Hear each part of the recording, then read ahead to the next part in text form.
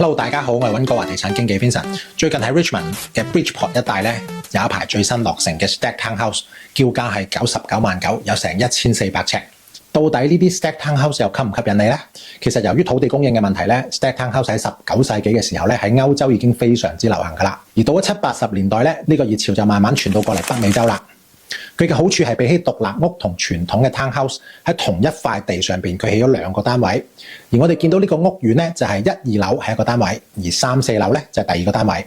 呢個建築好明顯成本會低好多，但係亦都保留翻有一定嘅空間。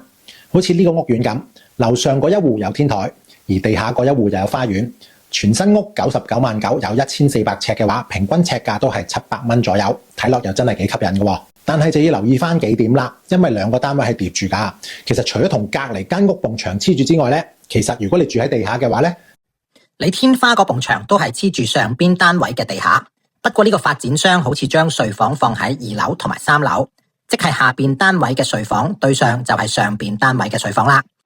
咁就唔怕睡房對正樓上嘅客廳，咁樣可以減少噪音。其實呢個設計都幾聰明嘅。第二就係住戶嘅密度啦，因為好多揀住 townhouse 嘅都希望環境比較寧靜啲。但係諗下，如果同一笪地戶數多出咗1倍，咁出嚟嗰樣嘢又係咪你想要嘅呢？仲有啦，呢一類型嘅 townhouse 通常就唔會有獨立車房，大家都係 share 一個 underground 嘅 garage。而最後一點你要考慮嘅就係 resale value 啦，因為呢一類型嘅 stack townhouse 定位就夾咗喺傳統嘅 townhouse 同埋 condo 中間，佢未必有 townhouse 嘅寧靜，又未必有 condo 一個咁便利嘅地點同埋會所設施，但係價錢的確又平一大截喎。